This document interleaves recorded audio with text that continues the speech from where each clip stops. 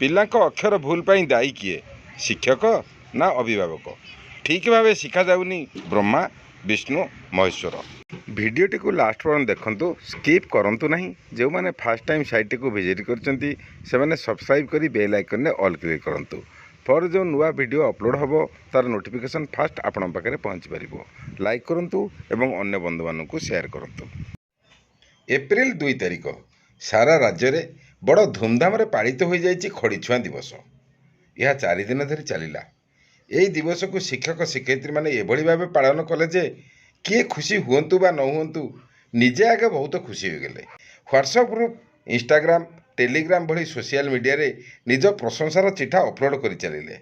देखागला कि केतेक शिक्षक शिक्षयित्री खड़ीछुआर प्रथम 3टी मुंडुला जहाँ को आम ब्रह्मा विष्णु महेश्वर कहू ता भी ठीक भाव करना किंतु सोशल मीडिया रे अपलोड कर देइछंती जहाँफल ठीक भाव ब्रह्मा विष्णु महेश्वर रूपक 3 मुंडुला करिथिबा शिक्षक शिक्षयित्री को अन्य मानक जो हास्यास्पद होगा पड़ी।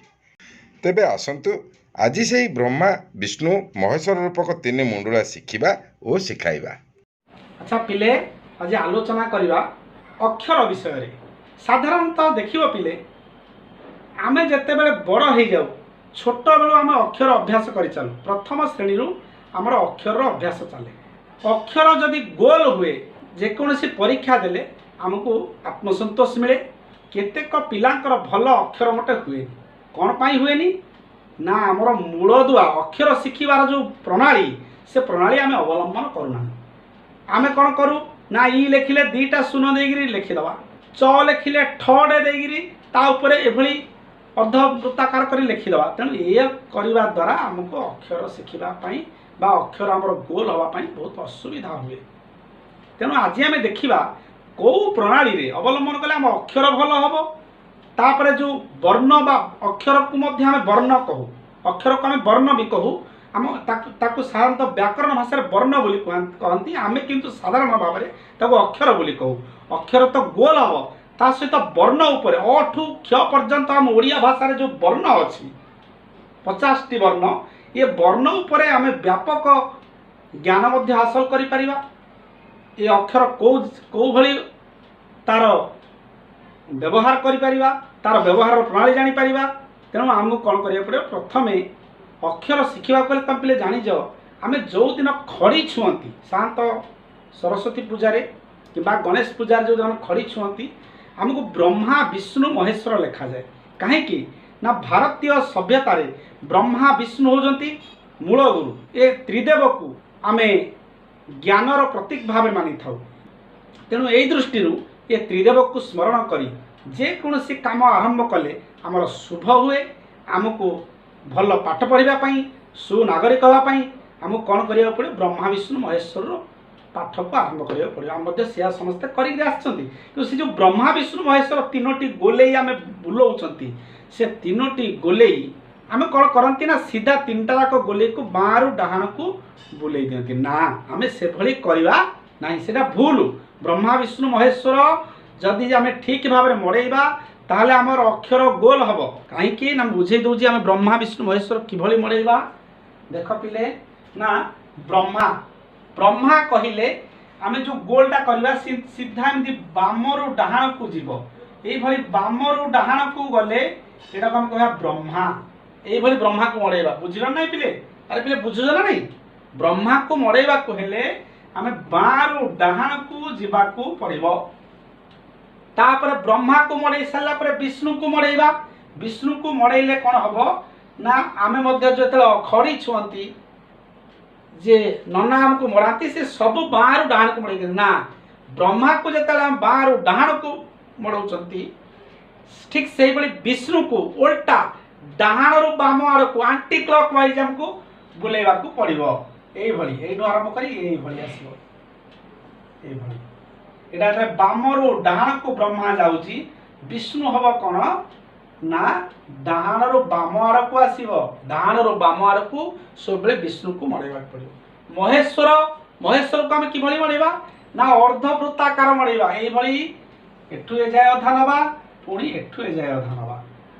देख अर्धवृत्ताकार ये आरंभ करवा एठू ए जाए नहीं जा पुणी एठू ए जाए नहीं जा এটা হচ্ছে ব্রহ্মা বিষ্ণু মহেশ্বর।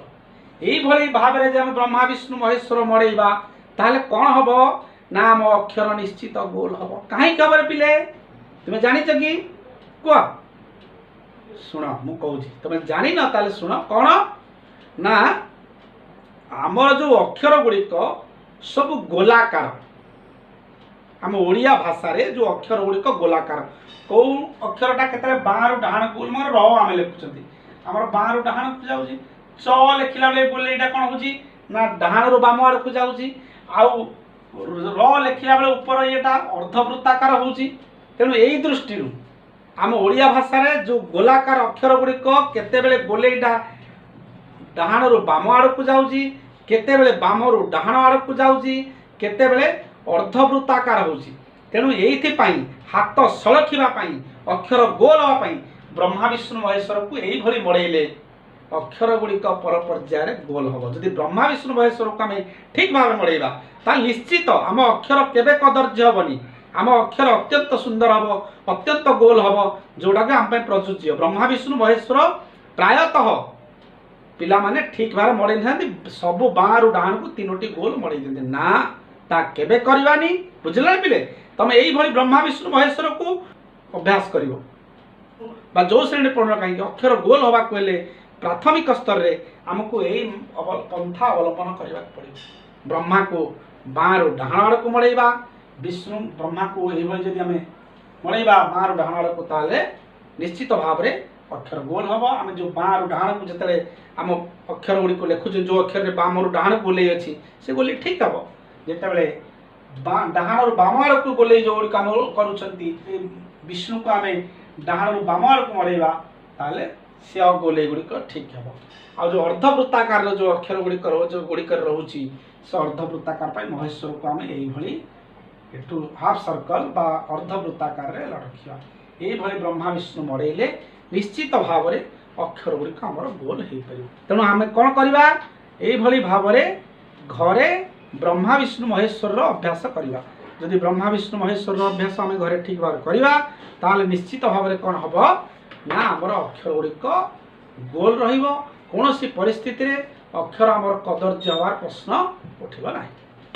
ଆମର ତମେ ସବୁ ବର୍ଣ୍ଣବୋଧ ପଢ଼ିଛ, ବର୍ଣ୍ଣବୋଧ ପଢ଼ିଛ। ଏ ବର୍ଣ୍ଣବୋଧଟି କ'ଣ ନା କାହିଁକି ବର୍ଣ୍ଣବୋଧ ହେଲା କହିଲ?